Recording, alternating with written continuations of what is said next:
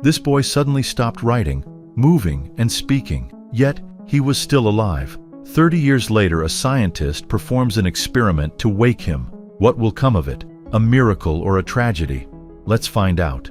A boy named Leonard is playing with his friends. He scratches his name into a wooden bench and suddenly notices that his hand starts to tremble.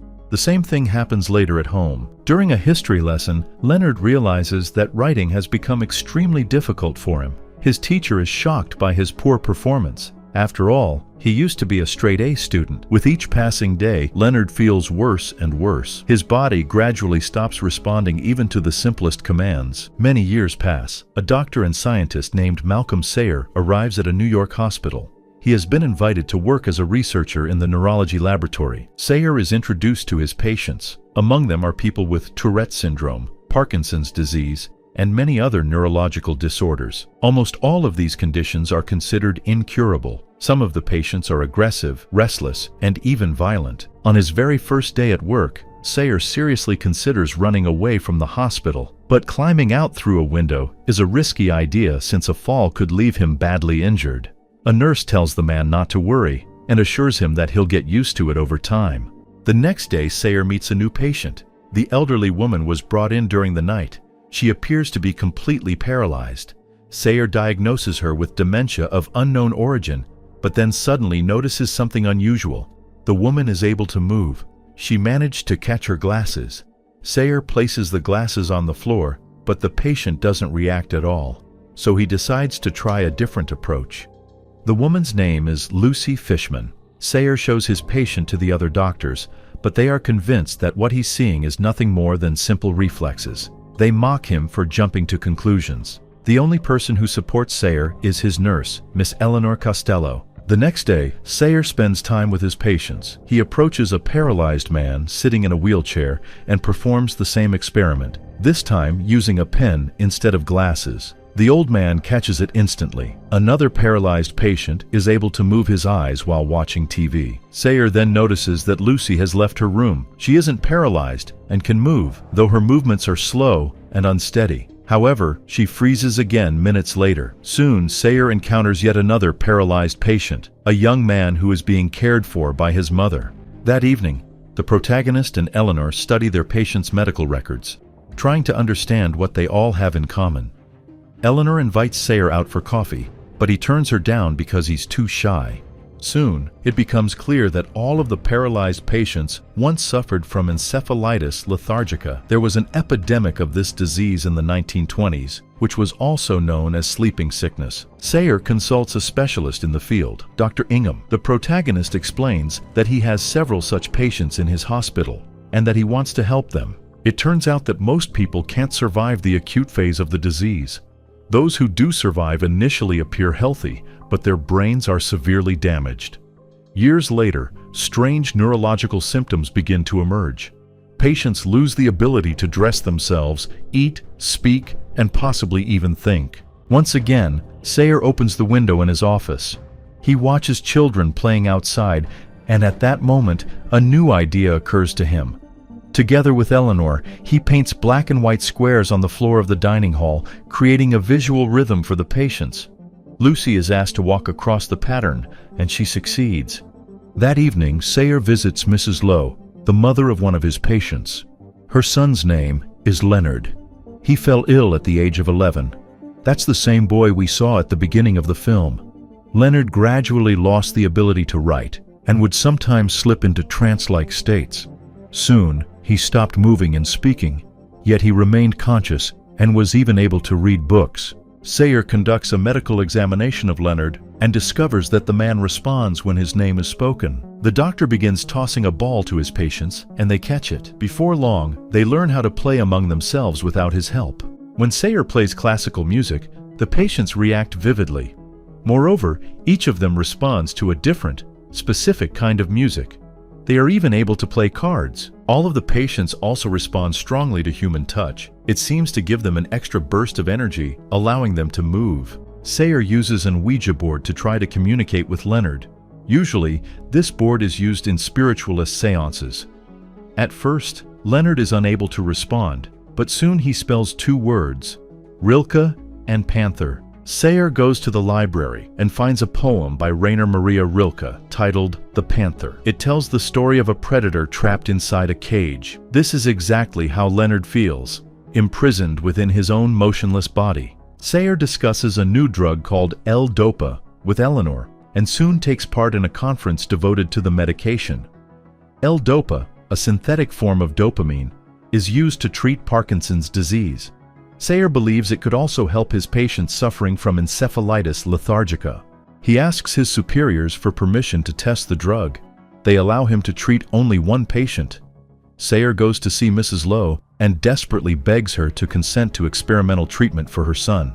Leonard is given a small dose of L-Dopa, diluted in orange juice. Nothing happens. The drug is then mixed with milk. Still no effect. Sayer increases the dosage, but nothing changes. Finally, he raises the dose to the maximum, gives it to Leonard, and falls asleep on a chair beside his bed. When Sayer wakes up, his patient is gone. The doctor finds Leonard standing by the window in the dining hall. The man has emerged from his trance. He can move, show emotions, write, and speak, though at first it's quite difficult for him. It's astonishing. Leonard feels like a child who has awakened after an impossibly long sleep. Mrs. Lowe bursts into tears of joy. Her son has come back to her. Leonard is introduced to the other doctors, nurses, and patients. Everyone sees his recovery as nothing short of a miracle.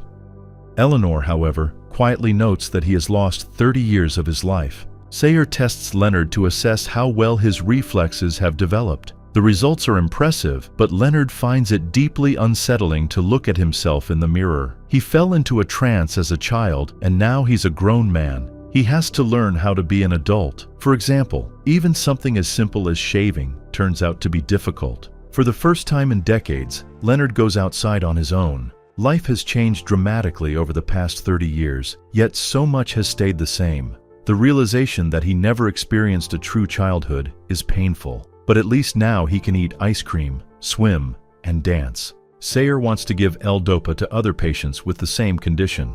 Unfortunately, the drug is extremely expensive, so the man turns to sponsors for funding. He shows them footage of Leonard and explains what he was like during the illness and what he has become now, a completely healthy, fully functional person. This approach works. 4 more patients with encephalitis lethargica receive the miracle drug. Soon, they all wake up and no longer appear sick. The patients marvel at their abilities, like children seeing the world for the first time. They become incredibly cheerful, energetic, and mobile. Perhaps even too energetic and mobile. Leonard notices a woman named Paula and looks at her with great interest. He refuses to go on an outing with the other patients and returns to the hospital instead. There, he finds Paula and starts a conversation with her. Paula tells Leonard that she is the daughter of one of the patients. The man admits that he is a patient at the hospital as well. A mutual attraction quickly develops between them. Sayer takes his patients to a botanical garden. After an hour, they become bored, and Eleanor, along with another doctor, suggests going somewhere else. That's a dance hall. People who had been immobilized for years now dance with incredible joy. They even make Sayer dance with them. The patients return to the hospital. Each of them finds a hobby. They want to go home, but not all of them have a place to return to, and Sayer still needs to observe them for some time. Paula comes to the hospital again. Leonard's mother learns that her son has a girlfriend and becomes very anxious. Soon, Leonard demands that the doctors give him more freedom. He wants the right to leave the hospital at any time and go for walks alone. However, his request is denied. Leonard becomes so distressed that he gets into a fight with a security guard.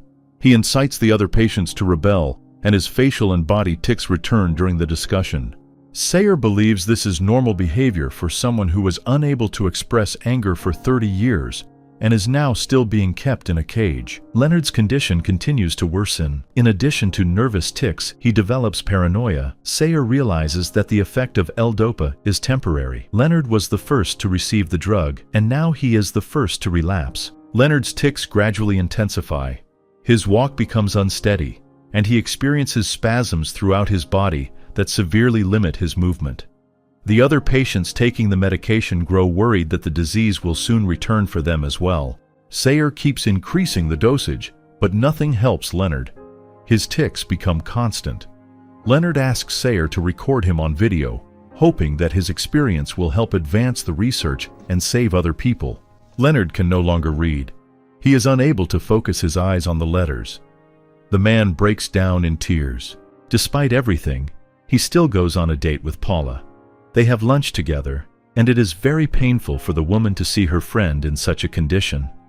Leonard admits that this will be their last meeting. Before saying goodbye, Paula invites Leonard to dance. Miraculously, his spasms and tics stop for a brief, tender moment. Soon, Leonard falls back into a paralytic state. His body no longer obeys him. Sayer watches old videos of Leonard. This man's story forces him to look at life differently. Sadly, the other patients soon follow the same path. Their illness returns. Sayer speaks with his colleagues. He explains that despite the short physical awakening, his patients received another gift, a special love for life. Now the hospital staff treats them with greater respect and care. Paula regularly visits Leonard, and Sayer finally overcomes his deep shyness and invites Eleanor out for coffee. Sayer continues to communicate with Leonard using an Ouija board. Yes, this man's body is frozen, but his soul is still alive.